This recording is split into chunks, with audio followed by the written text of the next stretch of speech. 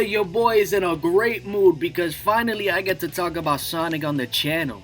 This week we're gonna look at the amazing comeback Sonic made after the 8-year hiatus Sonic had after Sonic Heroes. It's actually insane when you think about how after 2003, no other Sonic games came out until Generations. What was Sega doing during that time?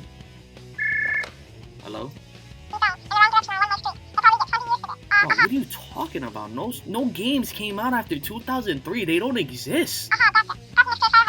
Dark Age of Sonic? What the fuck came out with that one? What the fuck? What do you mean I have to review the Dark Age of Sonic? Shadow the Hedgehog, Sonic 06, Secret Ring. Why are you making up games that don't exist? It was Heroes and then Generations. You could put lipstick on a pig, that shit is still bacon. There's nothing I could do there. Bro, you know what? You're completely right. I forgot about Sonic Colors. Holy shit, how did I forget about that? Right, so it was Sonic Heroes, then nothing came out for 6 years until Colors released. You mean I'm wrong? You keep this up and we're gonna have to get right. Bro wants me to do a video on fake games. We lost the plot now. We just be doing anything here.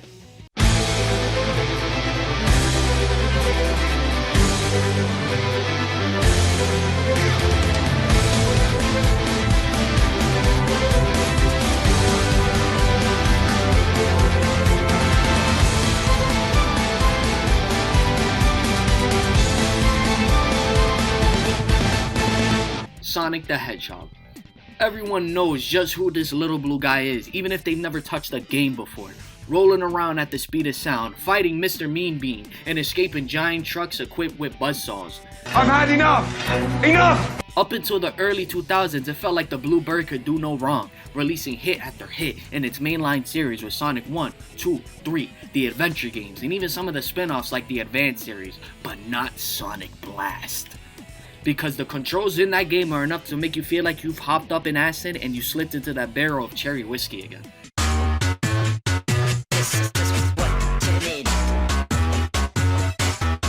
But after the cult classic Sonic Adventures 1 and 2 and the mixed Sonic Heroes, how did Sega follow up with their greatest franchise the next year in a different timeline? Because in this timeline, none of these games I talk about exist, okay? None of them. I just want to make sure we're clear. Well, I'm not sure how they even did, but that guy on the phone earlier gave me a note with these bootlegged ass games. So let's see. Shadow the Hedgehog 2005.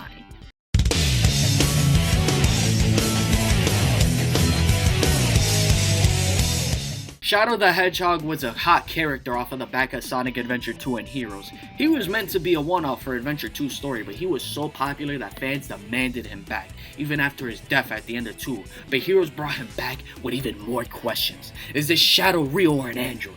What is his past? And apparently we look to be getting these questions answered in Shadow the Hedgehog, his brand new game centered around the Shadow Man himself. As long as they make him play like Sonic did in the adventure games, we should be fine. It's not like they're gonna give him guns or something. Sonic Team would have to be so drunk they shit their pants.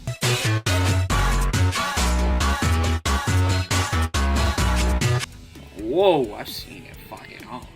Shadow the Hedgehog is what many believe started the downfall of Sonic in the Dark Age of Sonic. In this game, we watch Shadow approached by a powerful alien named Black Doom who is planning an invasion of Earth, but he wants and needs Shadow's help, and in return, he'll tell Shadow about his past. Of course he'd want to recruit Shadow. He's an extremely powerful fighter with chaos abilities who could even go toe-to-toe with Sonic. So how does Shadow play? Exactly how you'd imagine. Shadow running around like he's the brand new skin in the Call of Duty shop. Shadow the Hedgehog is centered around a sort of morality system with a branching story with different endings depending on the one you pick. Each level usually has 3 different ways you can complete it, with there being a hero or villain you can help with their mission, or you could just reach the goal ring. Depending on the route you take, you'll get a different level structure and ending, where Shadow joins the heroes and stops Doom, joins Doom to destroy Earth, or even joins the Huevos Man to help him with his plans. But which one is the true canon ending? Well, to figure that one out, you need to complete every single story path, meaning you need to beat this game 10 different times. But you know what? I don't mind if the game is fun. This game is not fun. Shadow the Hedgehog is a game with no redeeming qualities, which you could tell at first glance. The gunplay and the T rating are extremely out of place, with Shadow cursing saying damn and hell even if it's extremely out of place. Where's that damn fourth Chaos Emerald. And even Sonic curses, which will leave a bad taste in anyone's mouth. The gunplay isn't even something you can ignore. While Shadow can still home and attack and spin dash like the old games, all enemies have a massive health bar, forcing you to use guns to whittle down their health. The Sonic franchise is about speed, and unless you are doing Chaos Control, there is no feeling fast in this game, and sometimes there's not even platforming to speak of. It seems like the developers put too much of a focus on the shallow gunplay, even though it's something that nobody asked for. People play Sonic to run fast and do quick reaction platforming, not walk around getting kill streaks. UAV online. And the levels don't do anything to help that. All the levels in this game, setting, design, structure, and all, are so damn boring that it only makes it more obvious how unfun Shadow is to play. All the character missions in the game are tedious and boring to play, forcing you to backtrack the level multiple times to kill every single enemy in the level. Yes, you have to kill every enemy. If Sonic wants you to kill 40 aliens, you have to kill 40. There's not 41, not 42, no, 40. If you miss one enemy because he was out getting ice cream and came late, that's it. You're fucked. You have to do 10 minutes of level again, hoping you find him, and there's even worse missions than that. With the most egregious example being one of the levels having a glitch, causing one of the enemies not to spawn unless you know to fast travel in and out of the room, causing the enemy to escape his glitch, or what the fuck, escape his solitary confinement, and he'll spawn again like normal. If you want to do the villain mission for that level without knowing about the glitch, you're fucked like fried rice. Not even the music in the game is redeemable, as they're all dark, low energy, and boring. It's Shadow, the songs don't have to be upbeat, but Shadow's level music in Sonic Adventure 2 was fun to listen to, and I can remember half those songs off the top of my head, but nobody can remember any song from Shadow the Hedgehog, except maybe the main theme. And what happens in the final story? You get one more bad level, a decent boss fight, but is one decent boss fight worth all the pain? But hey, at least you learn that Shadow is real, not an android. 5 minutes into a boss fight that you could complete in 2 minutes. Can this game do anything right? And that's all without even getting into the shitty multiplayer with the wonky ass camera and the weird character selection. Look, we got Shadow, Red Shadow. Wait, Shadow's already red. Dumbass! We got Yellow Shadow. We got Metal Shadow. Then we got Metal Shadow. Then we got another Metal Shadow. And then we have a fourth Metal Shadow. And those Metal Shadows sucks. For a game that's focused on gunplay, they only use one gun, and their guns suck. It's so hard to track around your buddy in multiplayer to try and kill him and look for him. And then half the time, the fucking time just runs out before you can even complete anything. This multiplayer is garbage. Can this game do anything right? The same day that Shadow came out, Sonic Rush released, and you know what? The game was actually pretty good. I remember playing it all the time as a kid. I mean, no, I don't. These games don't exist, but it's a spin-off, so I'll touch up on it real quick. Sonic Rush introduced Blaze and the Nega Dimension, both meant to be the opposite to Sonic and his dimensions respectively, and the two have to work together to stop their dimensions' eggs. The gameplay is fun, with it being the first game to actually introduce the boost, a cute little story, and some great bosses and levels. I mean, this is where this gem comes from.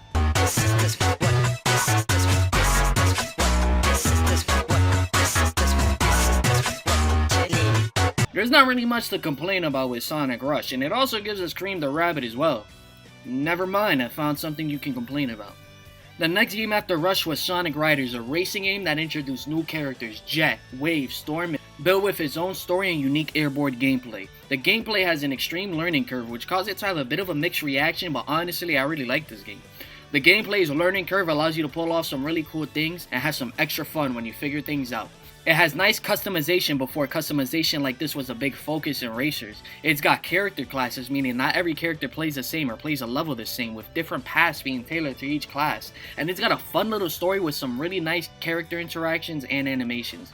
I kinda wish this game was real and that it was re-released on current consoles, because it kinda sucks that many are missing out on this game right now. I even come out there and say, I think it's better than Mario Kart, shoot me. Is this really the dark age of Sonic? I mean, one really bad game isn't enough to ruin Sonic's rep, right? We've had two low-key bangers. I don't see what could possibly happen to... Fuck. I just can't do it. I can't take this shit no more, man. What can I say about Sonic 06 that hasn't already been said? A game meant to celebrate Sonic that was extremely rushed so that it could come out for his anniversary, and it left us with a game that's useless except for pissing you off. This game is actually lower than useless. Glitches up the ass, slowy buggy gameplay, and aside from Shadow's story, the worst story we've seen in Sonic. Booker, I want to have sex, and I'm not just talking any kind of sex. No. I'm talking, you know, that kind of bestiality sex. This game is often called one of the worst games to ever release, in the same realm as E.T., Big Rigs, or Superman 64, and it permanently ruined Sonic's rep. The game could have been something great though, with Project 06 fixing the bugs, the controls, and the gameplay elements, because the level design actually isn't that bad. But even with the game playing like an actual game, it doesn't excuse the horrible story with Sonic chasing a princess around like Mario and falling in love with a human. Sonic is meant to be the anti-Mario. He doesn't chase women around, that's why he always shrugs Amy off. He chases adventure. For a story meant to celebrate Sonic, they make his character do a complete 180. And what about Elise? Falling in love with a furball, and yet I still can't even get any bit. Damn. I understand that the game was extremely rushed and it could have been fun to play, and even now it has so bad it's good qualities that actually make it fun to play to some people. But the fundamental core of the game, things that can't be fixed like the story, are fucked. The only good thing to ever come from this game is the soundtrack, which is honest to God top 3 in the whole series. The soundtrack doesn't deserve a pile of shit like that, and that's even without getting into other stuff like the art style. Just look at Pink Nose the Egg, and then they want to set up Sonic and Elise while making Sonic's bean ass head the size of Elise's whole skinny ass body. Eat a damn sandwich or something. Now I know why the Dark Age of Sonic is a thing. What kind of meth was Sega cooking up to decide that Shadow should have guns instead of playing like Sonic always has, and that they should release 06 in this state where humans are walking around kissing pets?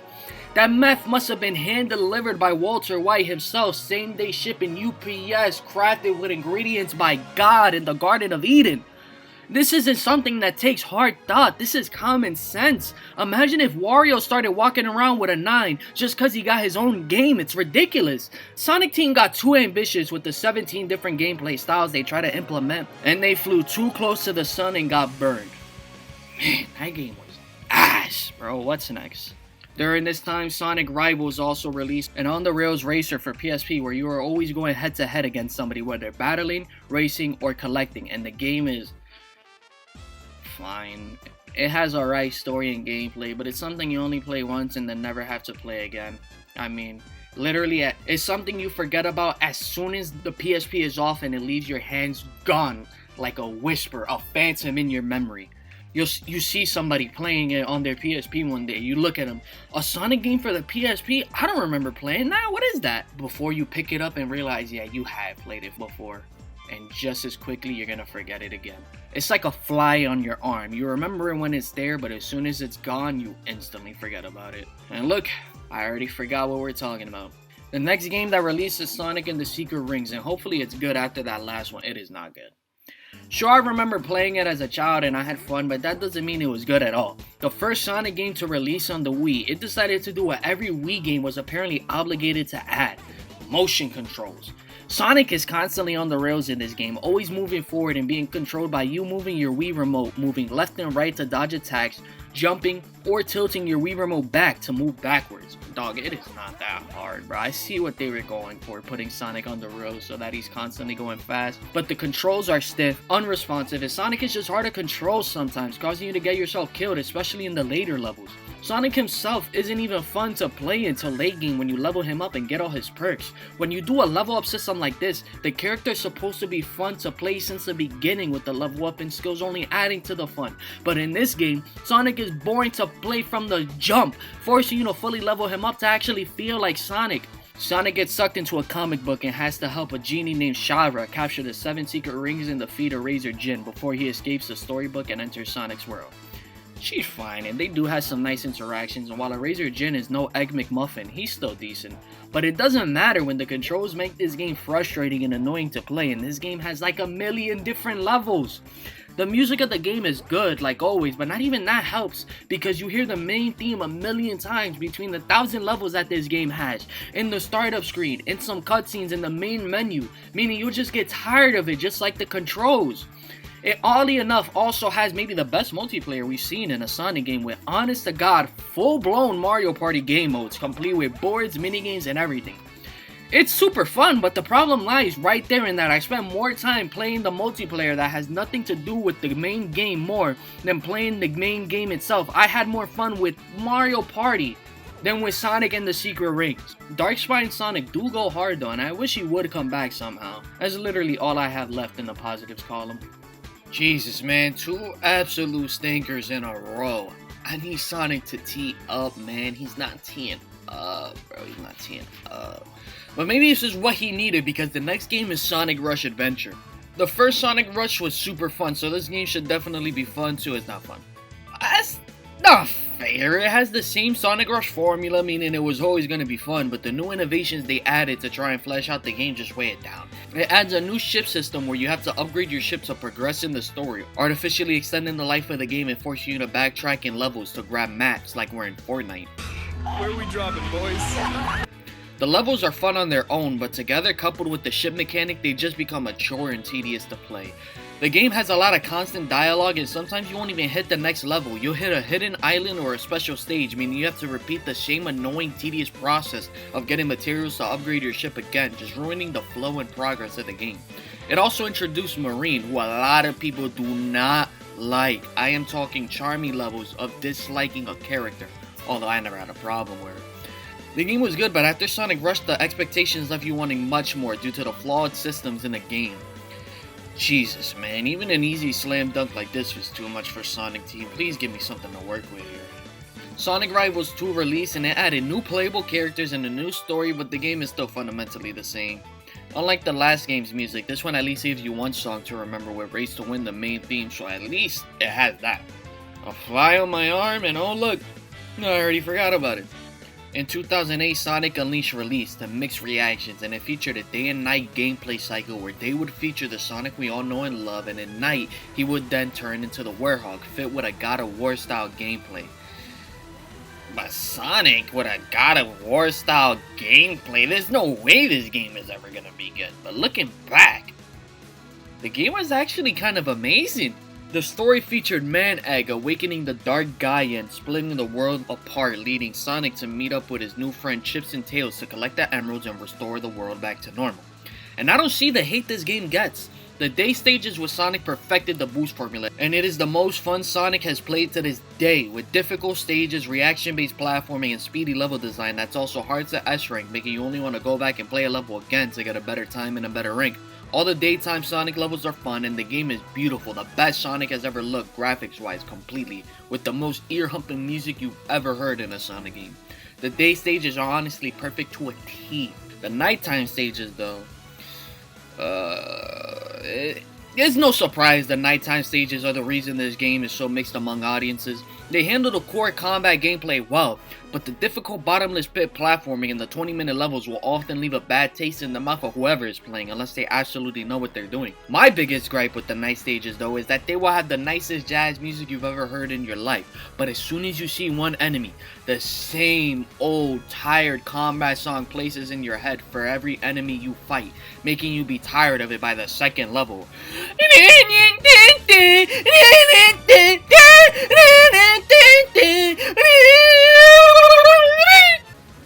Sorry. I'm sorry. I'm sorry. I'm sorry. I'm sorry. I'm sorry. If the game even just added one more different combat song, it would be so much better. But when I play a Werehog level, I had to go into it with the gameplay muted while I'm playing my own music, which is something you should never do when playing a Sonic game. The biggest problem that holds back all the night levels is that they honestly just feel like a chore, despite how fun it could be. The entire time you play a Werehog level, you spend the whole time thinking about the next day level, how you can't wait to play Sonic again, and what you think it's gonna be like. Which does the Werehog a disservice and make him almost seem like a filler for the main game, even though he was supposed to be the main attraction. If Werehog were as fun as the Day Sonic, albeit in a different way, we'd be looking at an unargued 10 out of 10 game. But because he wasn't, Unleashed got a lot of flack when it released, even though the Werehog wasn't that bad to play. And Unleashed is honestly one of the best Sonic games and my personal favorite Sonic game of all time. Unleashed might have just been ahead of its time too, and a classic example of saying when you're hot, you can do no wrong. When you're cold, you can do no right.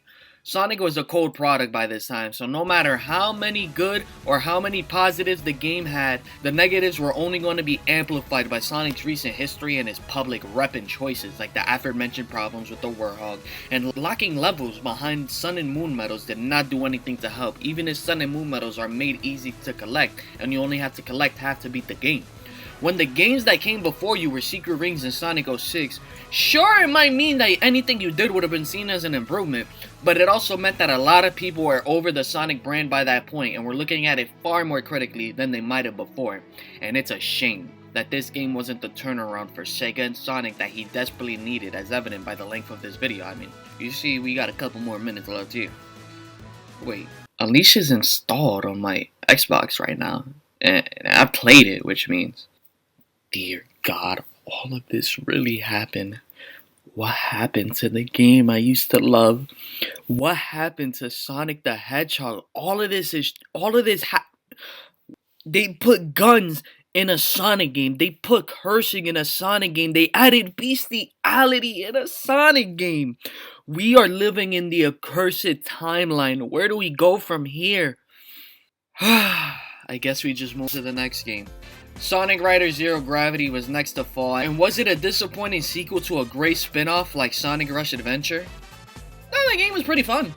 One of the biggest complaints for the original Sonic Riders was the big skill gap it had, so Zero Gravity added new gimmicks like the gravity bar to help appeal to the casuals and make the gameplay more fun off the rip. It still kept its core gameplay like the airboard, characters, the maps, and even featured another brand new story featuring Jet and the Babylon Rogues. It featured brand new characters to the series like Silver and Blaze along with others, and it has some great maps and music.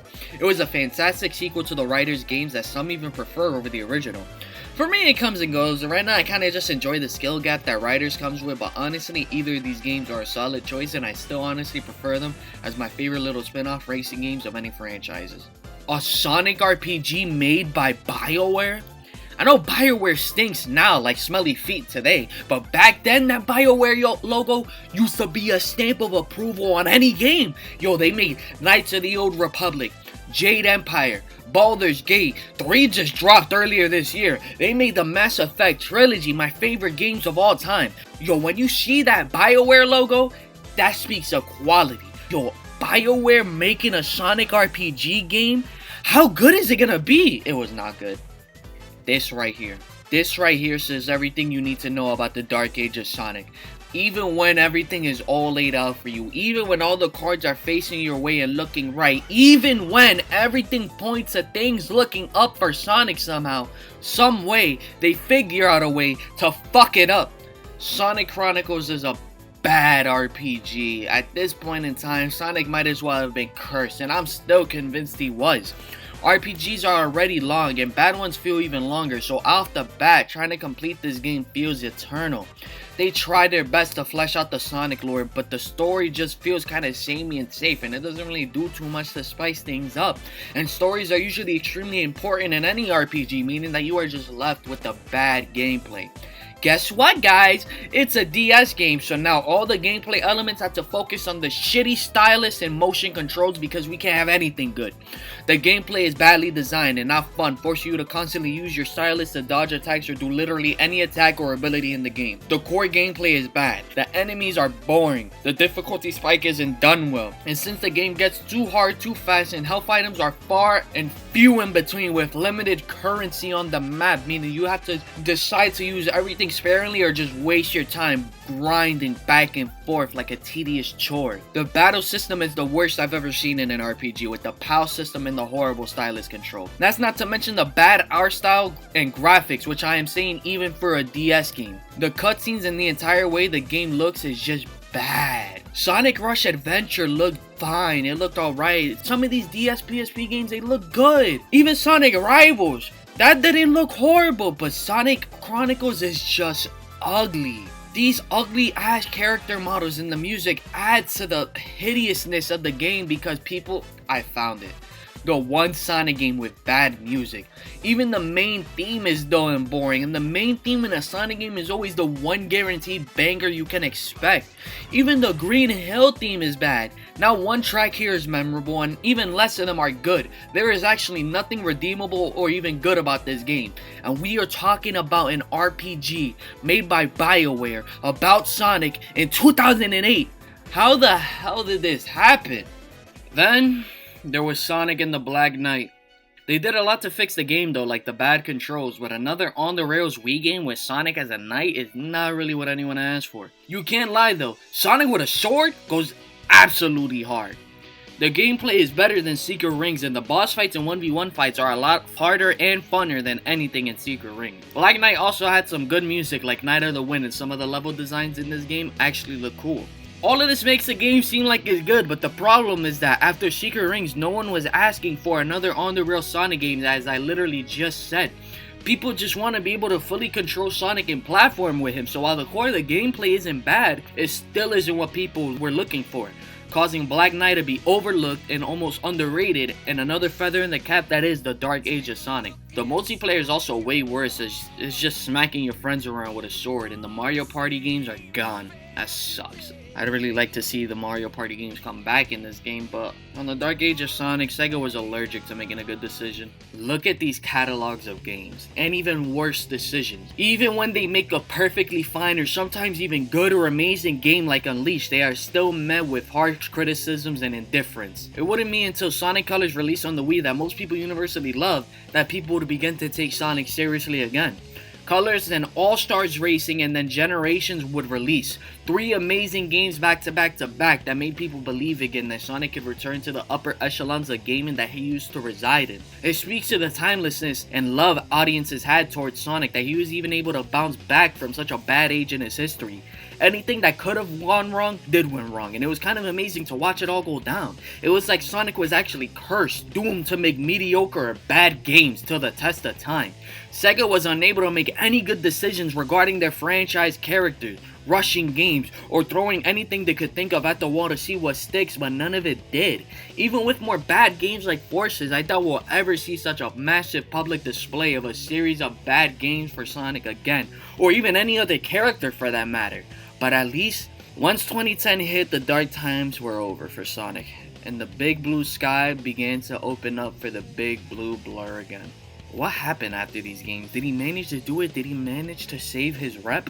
That's a story for another time.